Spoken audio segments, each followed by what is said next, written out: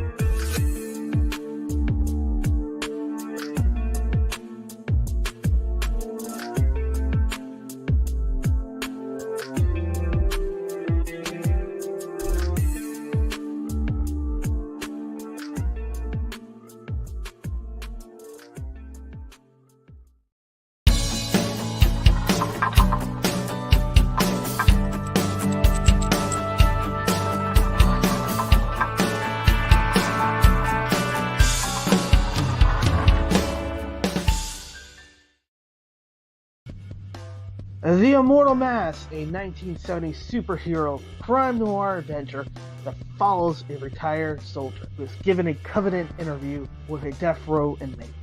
What he learns from the interview thrusts him into Atlanta's shadowy underworld. He'll have to utilize his military training to survive from being hunted for the information that could topple the most powerful ruling class in the city.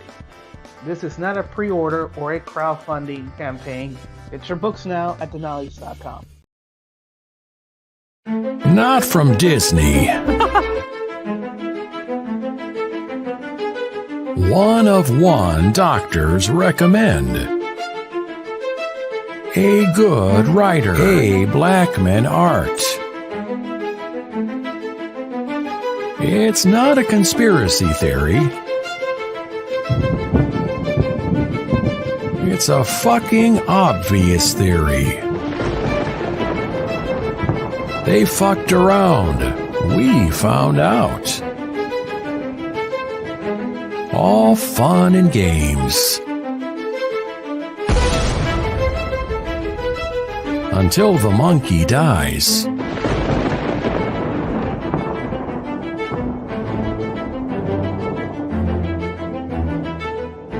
Welcome to First World. 25 seconds to curtain, folks.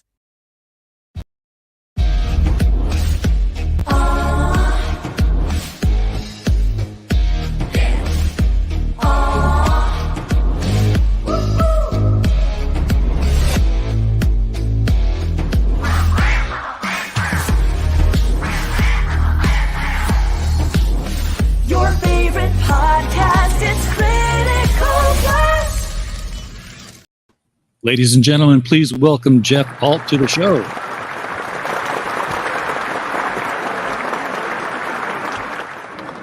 Jeff, thank you for coming on tonight, man. How you doing? Oh, good, RJ. Thanks for having me on your show. Glad to do it. I need to do some pre-show cleanup because I thought I had the older G-rated trailer for that campaign and not the red band trailer. So let me move that out so I don't accidentally ever do that again. Because this is a children's book. Right. Yeah. And I'm like, oh, why did that happen? So I apologize for that, and I'll mute that one out later. Thank you.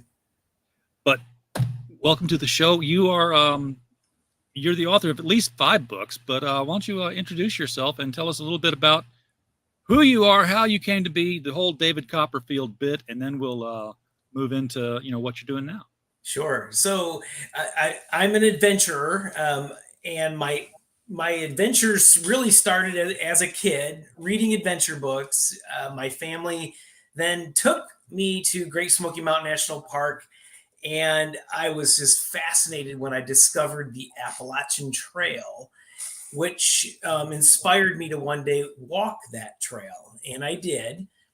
And that led to my first book, because I was being asked to give presentations about that adventure, and I didn't know what stories to tell. So I started to outline a format, which evolved into a book. And then from there, I morphed over into children's fiction and pitched the idea of writing a time travel adventure series through our national parks, and my publisher liked it. And here we are, book 5. Yeah, so that's the interesting twist on this whole series of books, is that it's adventures through, the national parks of the United States, but you've thrown time travel into it. So it gives it this sort of magic school bus kind of element to it. Yes. So why was the time travel? What did the time travel element give you to work with when telling the stories of these national parks? So the premise of the book series is the father and grandfather figures are they take on the persona, the names of Lewis and Clark, and there's so much history involved in our national parks, and they're really remnants of a previous life before domestic everything. So there's so much historical fact, even though this is fiction, and to engage children into showing interest or to get their attention, time travel just has this magical flair. It's so engaging because then you can recreate the past. You're not just reading about it. You can smell the breath of that extinct animal, or you're wearing the clothing that they wore 100 years prior. So it just puts you in the scene instead of it being superficial and linear. And the time travel involved with your books, this is more of a we're going back and watching kind of thing, not the whole super dense Back to the Future. We're going back and changing things around.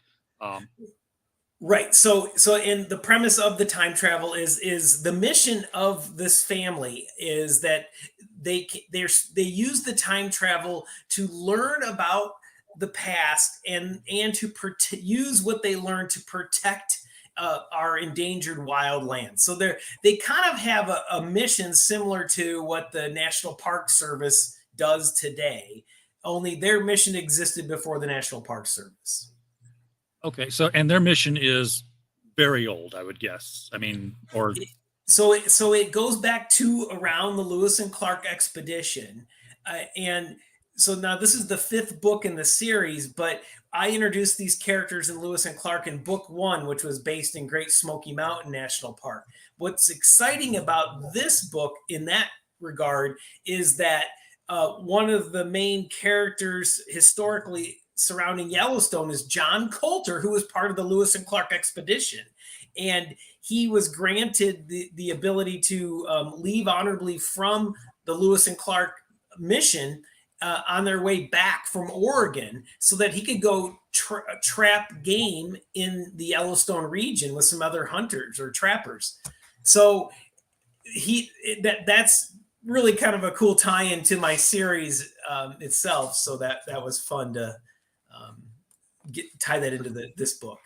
So with the characters meeting the Lewis and Clark team in book 1 and John Coulter being part of that team, do you have the opportunity to where they run into these characters a second time in the later books, and he's like, "Hey, how'd you get here? I haven't seen you since So they don't really meet the Lewis and Clark in book 1, but the father of the 2 main characters has taken on the name Clark, and the grandfather has taken on the name Lewis. And when they do an adventure together, they call themselves Lewis and Clark in the spirit of Lewis and Clark.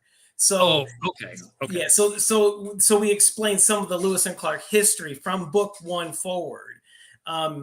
So some of the Lewis and Clark we know wasn't the same two guys, maybe. Yeah. Okay. Okay.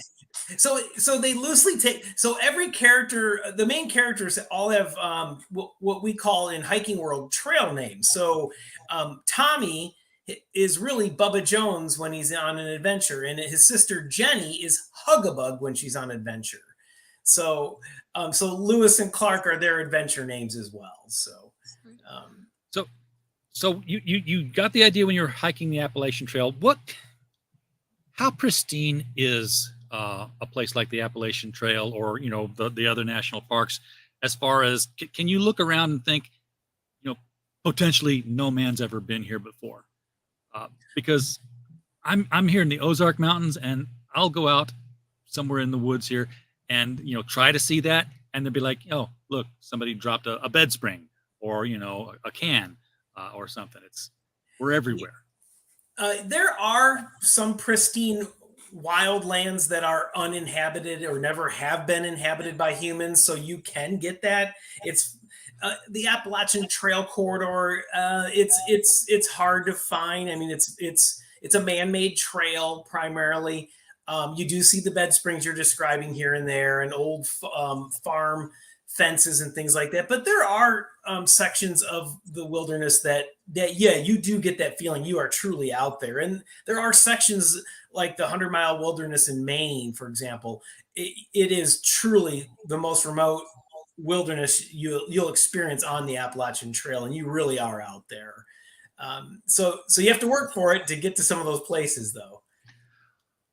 How hard? I mean, what kind of preparation do you need to go through to hike something like the Appalachian Trail? I mean, you hear people warming up for the Boston Marathon and things like that. This is more strenuous.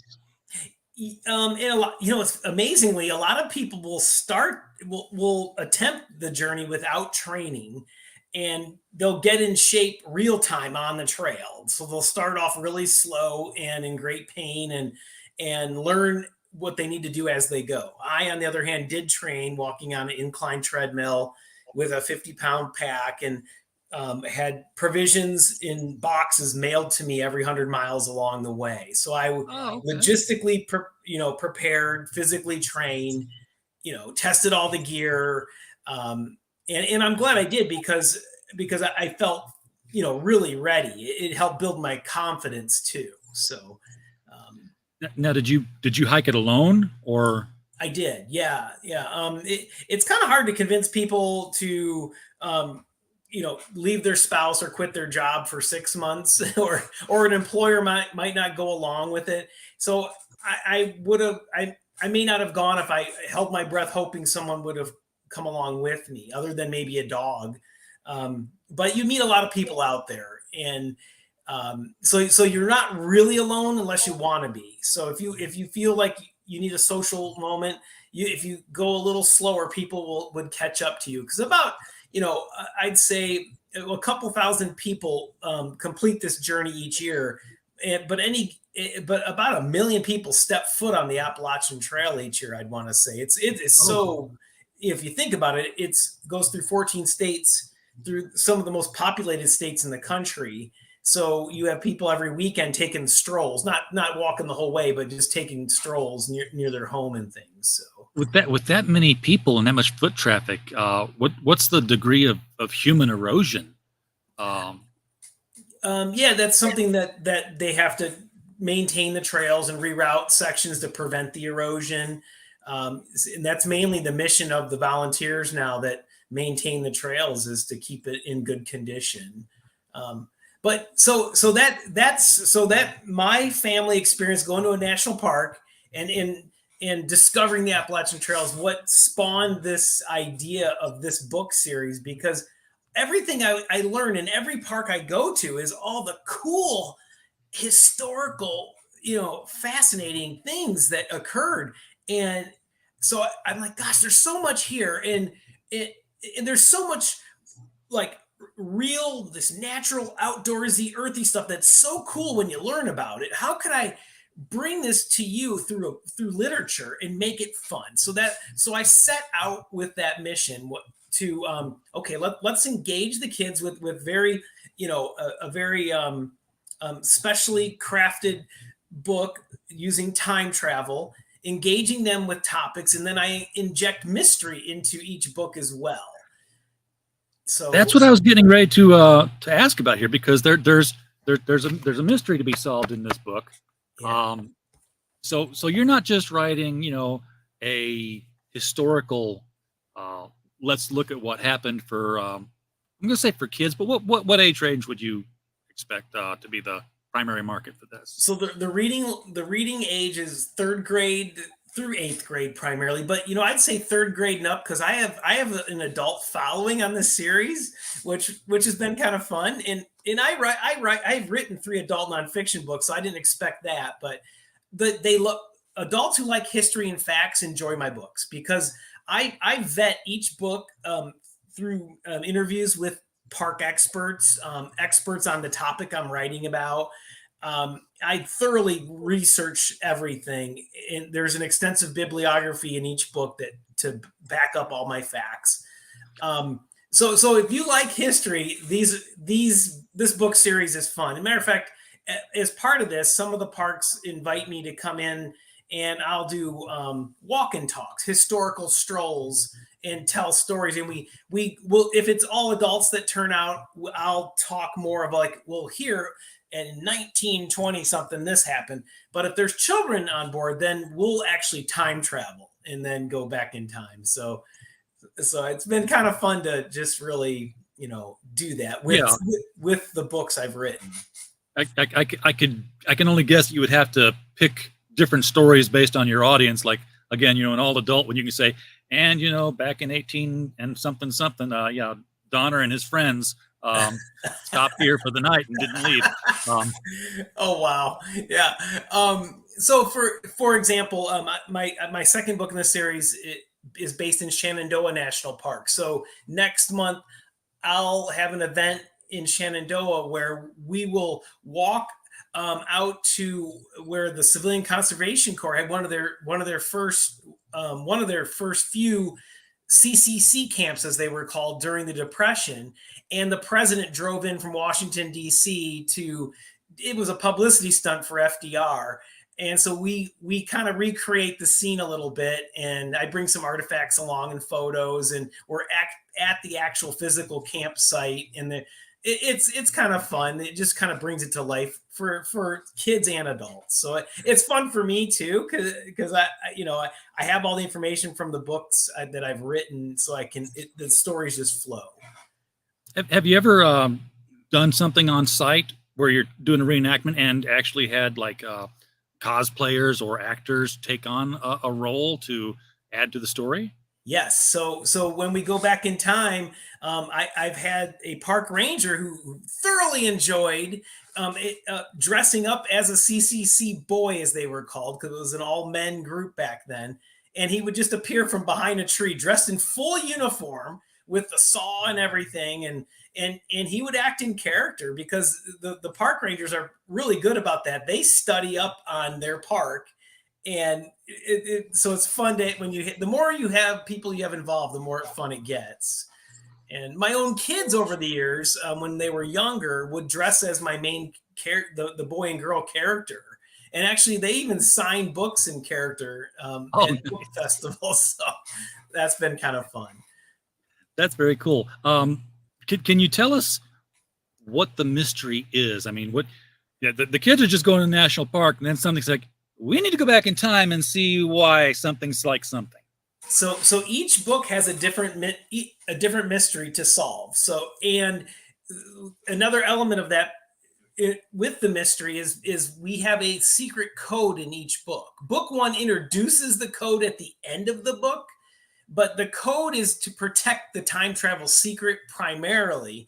But the family gets a new mission through a secret code for each additional book. And then they decipher codes throughout the books to lead them to the next task. So here in Yellowstone, without giving away the candy store, right, Now, Yellowstone is literally it was the first national park. It was declared a national park back in 1872 before the national park system existed. So it is the granddaddy of parks.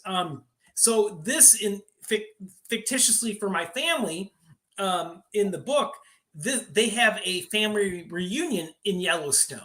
And this has been going on forever. So they get an invitation, and it's a secret. It's a time travel family reunion. So you have to be kind of cloak secretive about it. So some of their clan, their relatives, actually work for the Park Service, and so they kind of blend in, you know. And they get a second message that the family who's hosting the reunion needs their help.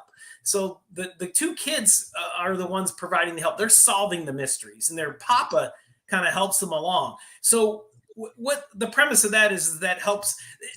It's like the kids are teaching as they're going along. So the books give the reader like the whole book's premise. Everything they do through the storyline is everything you want to do as a family when you visit that park. So the child can start suggesting to their mom and dad, hey, Bubba Jones and Huckabug did this, this, and this. But in this series, they're trying to there's three different families that once had came together way back in a reunion a long time ago, many generations ago, and they discovered that the time travel magic was even more powerful when they united, and they could do things that they can't normally do, but they couldn't figure out how to ignite that extra magic. So that was the mystery.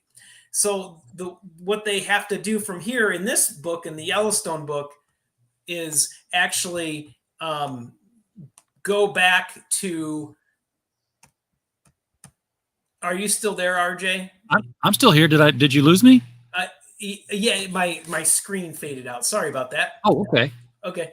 Anyway, so they keep figuring out clues, which leads them to the next, puzzle to solve. So so they go back in time to find clues, and so they're meeting their relatives from a previous reunion in the park, but they're cloaking themselves because they don't want the relatives to know that that's what they're doing. Well, yeah, it's time travel and family. When you meet, you're like, are we related? Yes, I can't tell you how. Yeah. So they can never reveal who they are. They're supposed to be the least invasive they can when they go back in time. They're supposed to just blend in. So anyway, so they meet up with the two other families that were part of the original clan that was able to enhance this magical ability. And then they go through Yellowstone National Park together, solving this mystery together. So the mystery makes it fun. It's kind of like a scavenger hunt of sorts, but as you go along, you're learning all about the park. So there's two things going on at the same time. But everything they're doing throughout the whole storyline are the coolest things that families would want to do when they visit the Yellowstone. So do you have these books on hand at the, I don't even know if they had them at the gift shops of these national parks? So yes, so the several of the parks do carry the book. The vetting process to bring a book into a national park is quite extensive. And I've worked with national park staff for many years, so I've learned that process. And it's hard for publishers to learn how to do that, but so I've built some good relationships with several parks, and several parks do stock the product. So, yeah. One of your time travelers hasn't been very careful going back to these eras here, because I don't know if you saw the little news item a couple of weeks back, but this is an 80-year-old painting, which apparently has a Native American holding an iPhone in that little boat there. Oh, that's funny. Wait, now, where did you find this photo? It was. I found it initially on Twitter. It just showed up on the timeline as, "Hey, look at this story saying." But I don't know. I looked at it and said, well, all these people are being tortured. And apparently this poor guy is forced to read Twitter all day long. That's his punishment. But that's funny. So when my characters go back in time, they automatically are dressed into the period that they go back into, and for the weather or the adverse conditions they're going to be involved in. So like when they go back to, they're up on a summit of a mountain there, and it's when it's extremely cold during the ice age, they're dressed in like hyperthermal, clothing. They still can barely bear it, is that part of the time travel magic, or do they prepare for that knowing where they're going? No, it's part of the time travel magic. Yeah. That makes it easy. I like that. and to some of that you have to just wonder, because if they time travel back to when there weren't humans, you kind of just have to, well, it was really cold, so they should probably have this on, And so they swim in ancient seas, and depending on which park I'm writing about.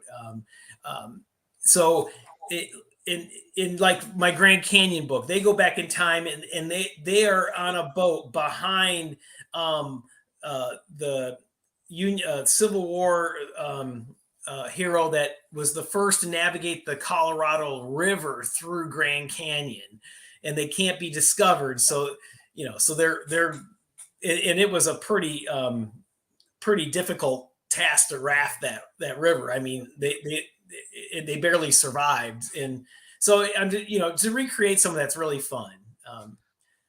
So when they time travel in a particular adventure, do they go to a specific time in history for that place, and then the mystery is like being pieced together from there, or do they go to multiple different times for that location? Like, do they go to the Grand Canyon when it's like a trickle coming out from under a pebble, and it hasn't done anything yet? Yeah, so depending on what we're talking about, yes, in fact, indeed, we do go back to various points in time, and it might be in the same point.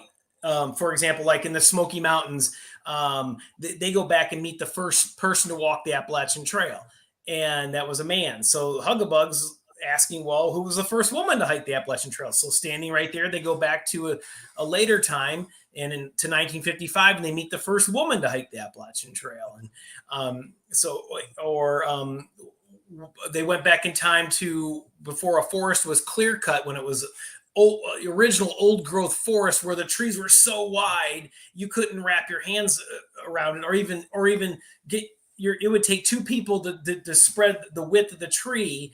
And now today's trees are only like this wide, so they're flipping back to different points in time to compare and contrast. And so most definitely, but so they bounce around a little bit in the Yellowstone book too, where at one point they're experiencing a petrified forest, and the trees look so real, but they're dead. They just look like dead trees until they realize they're stone, they're rock. And they go back and realize, well, these species of trees, they go back when they're still alive, and it was like a tropical forest, and there's no way they would survive in the modern climate. And then they learn all about what caused that was because of the volcanic reaction, things that for what the volcanoes did when because the Yellowstone is sitting on top of an ancient volcano that last erupted like 640,000 years ago. It's due. Well, and that was another thing too. So I create some subtle fears that just the things that would be on your mind. We're on top of a volcano. Could it erupt? And so there are geologists constantly monitoring for any activity like that. But that also is the reason that Yellowstone is such a fascinating park, I have to say. I mean, you have over 10,000 hydrothermal features which exist from that volcanic activity. You can't go there and not talk about the geysers in this book. Right. Then the funny thing is Old Faithful is like the main one that you think of as the iconic symbol of Yellowstone, but there are so many other features, like even in the cover shot you had of the Grand Canyon, which is the there's there she blows right there in the center of the book. There you go. Yes. Yep. But then, so that's one feature. But then you have the Grand Prismatic Spring, which is that big, colorful circle. Yeah. which that was probably my favorite of all of the features. It's just so beautiful and just so interesting. And it's natural. My first thought was, who spilled oil in the pool? But no, it's not oil. It's right. And then you have the travertine terraces up in Mammoth Hot Springs that, it's so unique and different. And then there's a road called the Grand Loop Road that you use to navigate all the way around this park. And this park is so big; it's like 3,400 square miles. It's huge. But then you're looking out at a field and you can see buffalo scattered about, and then there's the steam coming up out of the earth. So it's almost like from another planet feeling. This park I explored with my family, which even makes it more real and fun. Because the first thing I do before I write is do the hands-on research. I go there and just, okay, let's do everything that's recommended for a family and just see what's fun. And so if you have your kids with you, you know what a kid's going to enjoy by how your kids react. And yes. I'll tell you what, their phones were down the whole time. They were so in awe. Their jaws were dropped almost the whole way through Yellowstone National Park. That's it gives you the perspective that you need to write a kid's book. Yes, to have the kids there with you. Yeah. Is this the end of the series? Or are you still going to visit other national parks? I mean, there's a lot in Canada. That's still North America. So that's true. That's true. I have one more book that we plan to write. I haven't thought beyond that yet. So we planned out a series of 6. So, and then we'll have to decide from there, should we go on or not? So, but this park, it has a climactic ending where it could end at this book actually, because something very big happens, but then there's enough, of like, well, wait a minute, there's unfinished business now, because I don't want to give away the candy store, but they do solve their mystery and they do figure out the magical powers, but you have to do something with that now, so that's where, once you've got all the pieces of the one piece, you've got to go cash it in somewhere or do something with it. Exactly. So that's what I'm kind of plotting out right now. That's one of the coolest things about fiction is you can shape this any way you want to, and then I'm kind of the facts of each park are kind of my bumper guards. So I want all the facts to be real, but you can embellish the characters and what they do. And I just love that. That's just been a blast to write. So, like you could take a piece of someone's real character and then go, now what if I added this? It's just so fun to do. Yeah. How would this real character react to the presence of my fictional character? Exactly. And how can I have them react and have them still be authentic? Exactly. Yes. What we're known of them. Yes. This whole series strikes me as something that would be ripe for conversion to like an animated series for PBS or something. Something along the lines of like Liberty's Kids, which my son watched a lot of that when he was growing up, and I thought this was all great and good until I was like, wait, this covers 35 years and they're still the same kids at the end of the series. Something went wrong there, but there was still a lot of American history that they got covered. Right. No, you could take this series in a lot of different directions. It was optioned for film, but the first book was scripted out. But nothing has happened as of yet. But so fingers are crossed. Maybe perhaps something will. Okay, well, film would definitely be a bigger payoff. But I saw something more along the lines of something animated for kids, because I think it would be more direct, and you could do the special effects are cheap in animation. Okay. If you need a geyser to blow up or you need time travel sparkles, they just draw them in. Right. Real easy. No, that's a great idea. Yeah. Yeah. And I didn't know where we would go when I started this series. I'm always open to things like that. So, yeah. Right now I do a lot of classroom book talks, library book talks, and that's been fun. It was curtailed a bit during COVID, but I just did a book talk today with kindergarten through fourth grade, and they were all enthralled with the stories. And so that was kids, plug your ears here for a second, because at the end of the book, you do get you have homework. Oh. Well, okay. So being an educator, I realized the importance of did he understand what he just read? So having some discussion questions for the teacher or a parent or a homeschool teacher to kind of go through. But I give a curriculum guide as well. So, and we also give a Lexile score. So teachers will, they'll assign books sometimes or acquire books with ranges of Lexiles for different reading levels. So, okay. So I try to just to give a little extra, but the story itself, it's a fun read. It's not like a textbook whatsoever. Sure.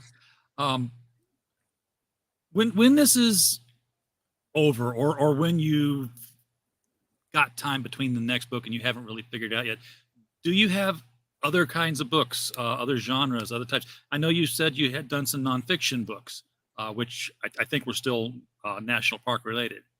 Nonfiction. I have 3 adult nonfiction. So they're 2 are travel essays. One's my Appalachian Trail adventure. The other is my John Muir Trail adventure with my wife across California in the high Sierras. And then one's a hiking guidebook for families. So very nuts and bolts, how to hike with an infant, a toddler, school age, teenager, and all the things to think through. How to hike with somebody with disabilities, a child with disabilities. Yeah. How to hike with an infant. I think that's a short book. Don't. I carried my daughter across Ireland. She was 2 years old. And we weren't going to go because we thought we can't travel. We have a child. And I thought, wait a minute, there's child carriers. And then next thing you know, it was kind of fun to plan the adventure, really. And that led to articles that from there on how to do it, and eventually a book. So it's not like the pioneers didn't take their kids with them across the country. In fact, I pay for a monthly fee for Sirius XM radio, and I only listen to one station out of the hundreds they have, and it's classic radio. And I was listening to one of the old Westerns, and it was like, they're saying, yeah, there's a small wagon train coming through, and they're like, that's weird, no kids on it. So it was like, it was a thing for them to, always see, half a dozen or more youngsters running around the wagons or hanging on to the clapboards or whatever. So it was noticeable by their absence. So yeah, I guess if they could do it, we can do it. Right. Right. And better tech than they did. Well, there's a lot of common sense, but science now, the younger you expose children to outdoorsy things, the more natural they think that's what you should do. And so, we're seeing it play out. Both our children enjoy hiking and camping, and that's because we've taken them with us since they were infants. And they do other things too. They play sports and do the choir and all that, but they enjoy the outdoors. And so there's a lot of kids that have never been camping, or their idea of camping is a hotel. So I wanted to break out of that. Or the backyard at the very least. Right. Right. Which was mine. But you said you'd hike through Ireland, and now I'm wondering, you could definitely go completely worldwide with this, because you could touch on immigrants, the immigrant ancestors of these families, and where they all came from. Totally. Oh gosh. And wow, Ireland was fascinating. I mean, it was very Lord of the Rings looking along the way, just some of the ruins and cemeteries, just in the old ancient roads, it was wow. You could really, I agree. The sky's the limit. Yeah, and you've got things like was it the Gadsden Giant, or there's a stone giant that's just laying out there on the ground. Go back and find out why. How did this get here? Who carved this? Right. But in the Yellowstone book, what was so fascinating was one of my favorite parts of Yellowstone is Lamar Valley, and it going back to what you said. Is there anything out there that feels like it's just untouched natural? I would say that area has that feel. Other than the road that you're on, it's just vast, expansive fields and sagebrush and bison. And if you go out in the early morning, you're going to see grizzly bears and wolves and pronghorn antelope. I mean, it's just, you just can feel the gamey wild of what it was perhaps before, the Europeans came and went west and settled, into that area. It's just a wild. Yellowstone, to me, the whole park is wild, but that one area really just struck me as wow. Yeah. Now, do the animals that you encounter there, are they so used to seeing people that it's like, okay, we leave each other alone? Or like when you see a grizzly bear, the first thing I do is like back away real slow for a long, long time and hope it doesn't move. Yeah, you don't want to be within 100 yards of a grizzly bear. You never turn and run. Never encroach on them. If always stay in a safe space. So no, they're wild animals. There's more incidents in Yellowstone with the bison. People, you keep reading all that. I think 3 times last year it hit the news where somebody tried to get a close-up picture. They're big animals, and they don't want you approaching them, and they'll hurt you. Unfortunately, that did happen a few times last year. Gross tonnage equals right of way, folks, and these things know it. Because where I'm living here is just north of Eureka Springs is Holiday Island, and it broke away from Eureka Springs about 3 years ago now, and they incorporated itself. It's a nature preserve. Okay. So I've got raccoons, I've got deer. They're all just like wandering the front yard all the time.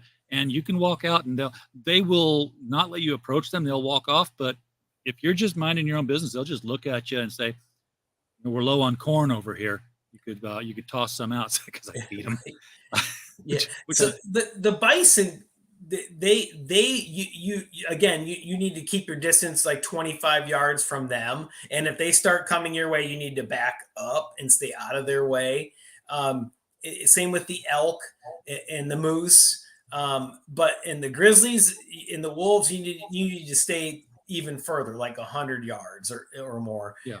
And actually, I carried bear spray our whole time we were there, so you had something, because if you're out on a hike, you never know when you're around a bend if you stumble upon a bear, and you may already be within that too close proximity. Yeah, so at least you turn the corner and boom. Yeah, so you need to have something to respond. In the bear spray, it is an effective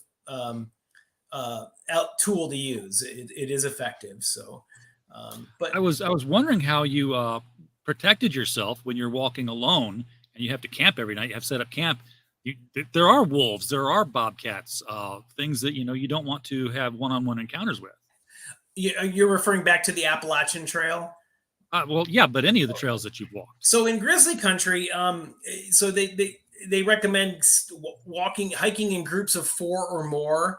Research shows that that it's attacks or bad things that have happened. It's been with groups of less than 4. So that's one big thing. So a family of 4 and carrying bear spray and maybe having bells to make noise. Talking to the rangers to know, because they're tracking where there's been animal encounters, checking in at the visitor center is always smart. Whatever the locals are saying, follow their advice. I've learned that. Now that's another thing is, so the Continental Divide Trail goes through a piece of Yellowstone, and that's another long distance trail. It's like over 3,000 miles from the Mexican border all the way to Canada. And so now, again, if you're hiking that trail, you're out there on your own. Matter of fact, more on your own than the Appalachian Trail, way more on your own, and through grizzly country. So we do hike a piece of that in this book, and it's near the Continental Divide itself, which is pretty cool. Now, for those of us who haven't been in high school 40 years or more now, refresh people's memory on what the Continental Divide is, because we hear about it, but it's a geological something or other. So the Continental Divide is where the rivers flow to the east on one side and to the west on the other side, in simple speak. Okay. And what's fascinating about that is Lake Yellowstone, which is not far from the Continental Divide, is one of the highest elevation lakes in North America. It's like over 7,000 feet, and it's just huge. And it's a cold lake, but there's the cutthroat trout thrives in this lake. But way back in the day, that they used to put farm raised fish in the lake. Regular lake trout. Well, those lake trout are eating the cutthroat trout. So they're trying now it's open catch. I mean, you can catch as many of the invasive species as you want. And the lodges in the park will cook your meal for free. If you bring them your fish, they will prepare it for you. I think there's a setup charge, but basically they're going to prepare your fish that you catch. You're helping them out with removing the invasive species. That's a deal I like. The scientists were mystified because the cutthroat trout came from the Pacific Ocean, but Lake Yellowstone, it lets out to the Atlantic Ocean. So what they theorize is that at one point in history that the Yellowstone Lake used to connect to the Pacific Ocean. So something dried up. Yeah. I thought you were going to say something about, like the lake was like right on the divide. So the water's always going in a whirlpool, doesn't know where to go. But no, I'm just. So anyway, with the Continental Divide right there, it's easy to see where, that's probably the right theory, because it may have just shifted with the caldera, which is the area that the volcano covers. That could have shifted everything. One good tectonic movement, you minus a river now. Right. I mean, I grew up in St. Louis, and we were always, told about, and I can't remember the exact history now, but there was an earthquake, and it not only rerouted the Mississippi River to where there's like actually a piece of Illinois now that's on the western side of it, Kaskaskia, but it also made the river flow backwards for a while. Oh, really? Wow. Yeah. Yeah. So it was like, it's a real weird piece of local history there. Sure. So when I put together these books, one thing I do is I look for significant things that happened in history, and so then we go back and experience it. So one thing was, at the beginning of the story, the first thing that they see is the bison, herds of bison, and they're just, and my own kids had never seen such things before. So they were like, wow. And then, so their papas say, well, they almost were wiped out entirely. And so they go back in time and they encounter a U.S. cavalry team looking for poachers. So because when Yellowstone first became a national park, they didn't have national park staff to manage the property. So all these poachers were coming in and killing the bison, but not to eat. They'd cut the heads off and sell the heads for, trophies to mount on your wall. Oh, and they were almost decimated. And this is a prehistoric herd from, ancient times. And so the government, ordered the U.S. Army to come in, and they served as the rangers until the Park Service was established. So they learned all about that, which is kind of fascinating. And then Mammoth Hot Springs, which at one point was known as Fort Yellowstone, and that's where the Army garrisoned at, and what another cool thing, because this was the first national park, is the modern day park ranger uniform is modeled after what the Army wore back then. So the traditional park ranger hat that you is associated with the modern day park ranger, that's where it evolved from. So I can see that, because I remember what the old Army hats used to look like in Depression era pictures and stuff. Yeah. Are there any areas of the park that are no-go? Like, we don't let people over there, we want to keep that pristine, or it's just impossible to get to? Yeah. Well, there's there's constant fires going. Fires are a very common and normal part of the Western wilderness. They ignite from lightning, and the lodgepole pine trees that grow in that area spark easy and burn, and that's how their seeds spread and they grow. So, if there's a fire going on, they'll close that area off. Or if there is a area they're trying to let regrow, from too much traffic or whatever, they'll close that area off. There's the obsidian, the Native Americans used to carve arrowheads from, the obsidian cliffs.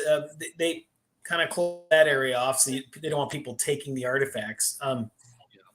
But that reminds me of something else. There are 27 Native American tribes that have a tie to Yellowstone, and that's a large number of tribes, and just so my characters go back in time and learn about that as well. And that's another thing is, can you imagine being that John Coulter who splits off from Lewis and Clark with a couple other fur trappers and goes off on his own into an area where there's 27 Native American tribes that maybe don't want you coming on into their area and might feel threatened from the European presence? That would be, he was, a true mountain man, if there ever was one, to go beyond your fear and to go do something like that. That's just, and he was hunted a few times by some parties that didn't want him around. So I can't imagine. Well, folks in the chat, I want to remind you, because I forgot to tell you up front, so it's not really a reminder.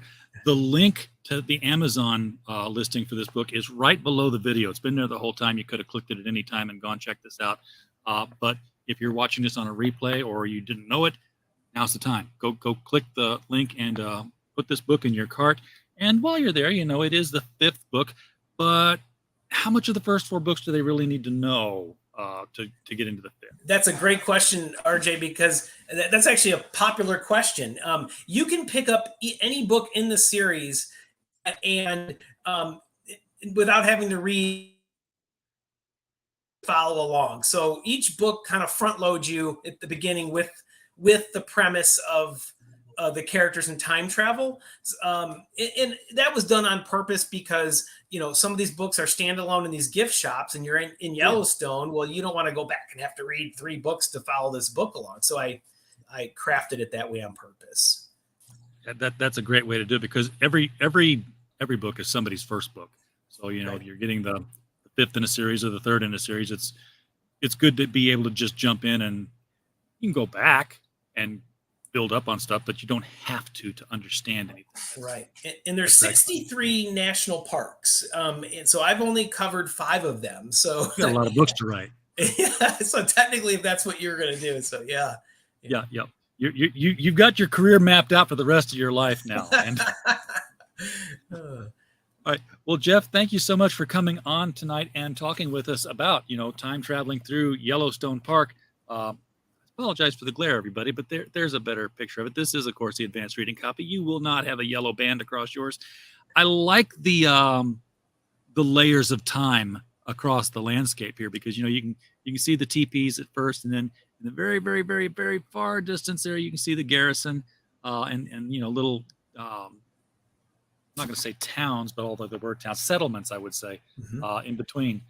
So your artists that you worked with, you have a lot of discussion. And by the way, folks, there's art on every chapter here. So it's not just a big block of text here. That it's broken up by something that says, "Oh, here's where I'm going now." Hannah has been wonderful. I send her real photos and give her my vision for each chapter, and then she sketches my characters into the storyline of using my photos as an example. Same with the cover too. So, and I've worked with her since book 1 in the series. She's been wonderful. Excellent. Well, good. I'm glad that you said that she's been there since book 1, because it gives it I like books that have a continuity of appearance to them throughout. Yeah. All right. She's been a great illustrator. Yes. Yeah. Excellent. So thank you again for coming on. Do appreciate it. Sounds like a fun series to get the rest of the books on here, especially if you've got kids who are in that, age group where you need to be teaching them this kind of stuff. In case they're not learning it anywhere else, be sure to shove it down their throats as a parent, because they'll thank you for it later. I want to remind everybody that the Mic Stand is appearing over on the Mike Walters channel right now, so be sure to pop over there for your daily dose of niche news, everything in anime, manga, and professional wrestling.